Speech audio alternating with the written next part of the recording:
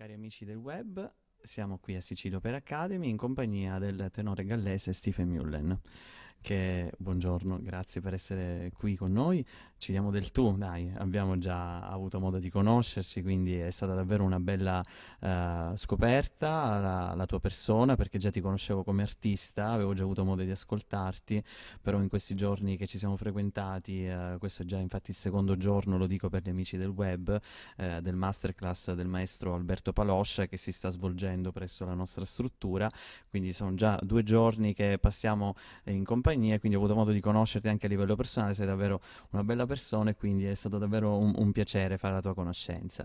Oltre che, dicevo, ripeto, un grandissimo artista, ieri sera tra l'altro mi hai fatto la sorpresa e il piacere di esibirti con un brano d'un mio concerto, è stata un'improvvisata e quindi è stato davvero molto gradito dal sottoscritto.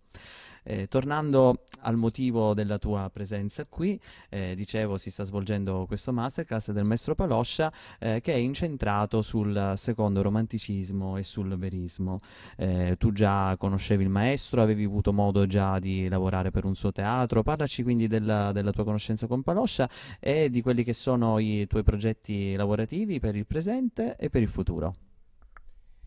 Io dunque sono arrivato in Italia nel 93 e dopo mi sono laureato a Londra e in 94 ho conosciuto Alberto facendo sua prima regia, diciamo, a Bagni di Luca e Lo Speziale di Haydn.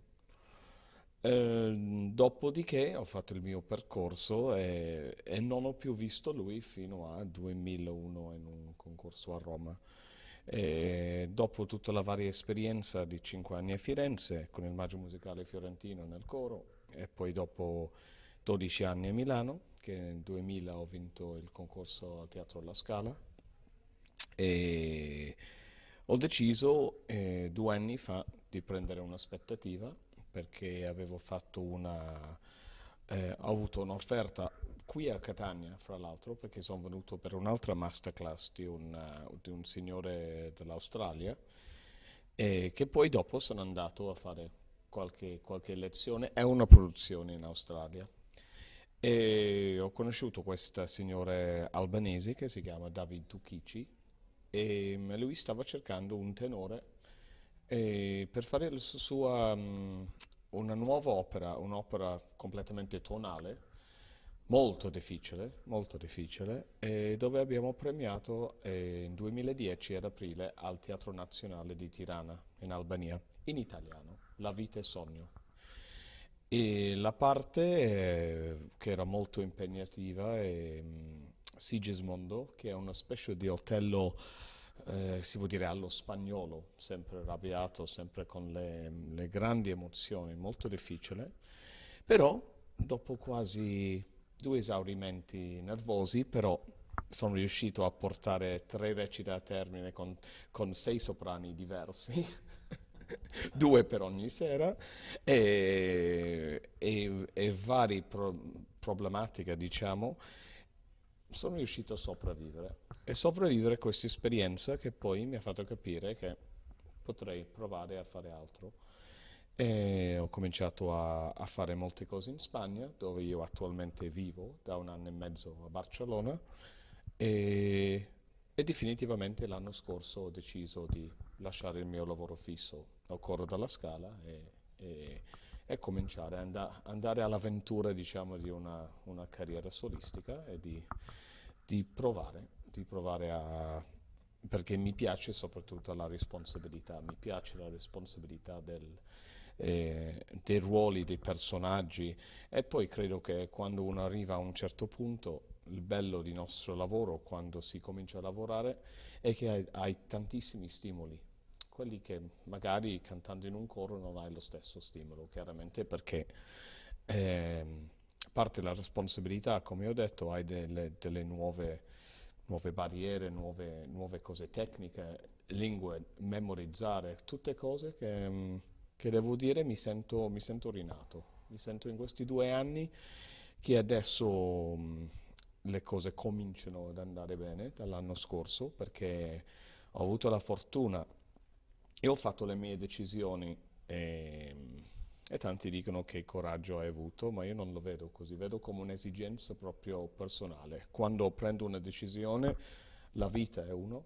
almeno sappiamo, quella che sappiamo noi, la vita è una, e io ho deciso di andare a vivere a Barcellona, dove ho incontrato una signora che attualmente ha 80 anni, che si chiama Mariuccia Carando, e lei è il soprano che ha vinto il primo concorso di Puccini, che all'epoca mi pare che era a Lucca, e studiava con Maestro Beltrami, che era il maestro di Fiorenzo Cossotto. Infatti erano gli stessi anni che stavo studiando Fiorenzo Cossotto con Maestro Beltrami. E questa signora per me è diventato come una specie di figura di mamma, come un insegnante di vecchi tempi, cioè proprio quelli che tutti i giorni ci vediamo, mangiamo insieme, tutta la psicologia del cantante e passiamo tantissimo tempo insieme. Infatti quando mi è venuto fuori la possibilità a Tirana, che comunque in Albania è un popolo che somigliano molto agli italiani. Sembra quasi l'Italia da 30 anni fa per certi versi, perché hanno dei bei modi di fare con una grandissima cultura.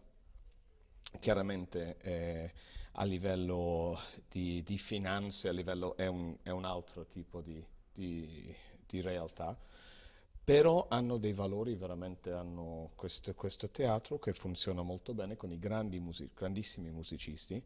Infatti tanti sono usciti che conosciamo come Invamula, anche altri che cantano in tutto il mondo. E mi hanno sentito e mi hanno offerto Calaf, la Turandot. E questa signora a 80 anni ha preso un volo dopo una settimana che ero già lì da sola, è venuta a stare con me 20 giorni a preparare il ruolo e stare lì di avere un punto di riferimento importantissimo, perché per tutti noi che facciamo questa professione è molto difficile, soprattutto perché viviamo di sensazioni e non viviamo di... ehm, quando tutto va bene non possiamo aggrappare a niente, dobbiamo solo avere la fiducia. E in questo lavoro, come tanti altri, ma soprattutto nella nostra, trovare questa fiducia del proprio io, di se stessi, è molto difficile. Perciò quando hai un forte punto di riferimento, di fiducia, ti aiuta tantissimo a crescere. Infatti la Turandot ha avuto grande esito, e soprattutto lei, perché hanno visto il cambiamento in un anno e mezzo e alla fine della mia prima, che è stato con un direttore italiano, Vittorio Parisi, c'era una fila in platea con i fiori per lei. E questa era una delle più grandi gioie, ha detto, della sua vita, che questo per me è un onore avere questa presenza vicino. Dopodiché ho seguito Aida, vicino a Barcellona, a fare il cover, perché l'anno prossimo dovrei andare a Panama a fare questo, credo. È sicuro che parto sabato per Panama per cantare la Tosca. E cos'altro dire? 2 settimane fa ho fatto la Butterfly. Ultimamente però sono tutte opere che mi dicono 2 settimane prima. Perciò ormai quando parlo di essere allenato, ormai sono un po' allenato col cervello di cercare di memorizzare, mettere in voce, mettere in scena tutto quanto. E, come è successo nella Turandot, con 3 soprani diversi e 2 direttori diversi. Perciò altro che dire, che adesso con Maestro Paloscia, con voi, che sono stato benissimo qua. Per me la Sicilia è particolarmente cara. Da quando sono in Italia, io che sono gallese, noi diciamo, o almeno io dico, mi sento più un sicolo del nord, perché ci sono delle caratteristiche che appartengono a noi come popolo, che sono molto simili anche a voi, ai siciliani, ma anche a questo modo di esprimersi. Cioè noi ci sentiamo molto vicino alla terra, non mettiamo molto le maschere, perciò questo per noi è molto, molto importante. E anche sì, qua, che come in Galles, ci sono delle grandi tradizioni, anche nella musica, nel canto, tantissimi gallesi, per un popolo che sono solo 3 milioni, si ricordano adesso ai nostri tempi Bryn Terfel, si ricorda Margaret Price, si ricorda Dame Gwyneth Jones, si ricorda tantissime persone. Eh, Perciò niente, altro che dire, che sono in questa avventura, che l'ultima cosa, a luglio vado a Salisburgo, che ho vinto una borsa di studio per fare il Salzburg Voice Festival, che è una specie di, non si può dire, non è un X Factor all'opera, però ci siamo 19 cantanti da tutto il mondo e, e poi vediamo. Cioè, adesso intanto ringrazio anche voi perché Scusa se ti prendo il microfono, ma abbiamo dei tempi tecnici, purtroppo è un'accademia, quindi dobbiamo rispettare i tempi anche delle lezioni.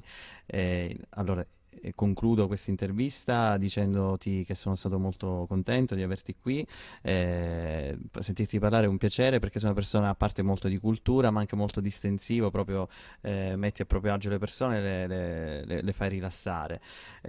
Io mi auguro di poterti incontrare di nuovo in futuro, non solo in occasione di masterclass che organizziamo, ma anche e soprattutto in occasione di spettacoli e di rappresentazioni teatrali. Poi tu sai, sono un compositore, quindi una grande gioia per me sarebbe che tu potessi cantare un giorno, chissà, una mia composizione. Quindi con questo augurio io ancora ti ringrazio, ti saluto e spero di rivederti presto. È stato un piacere.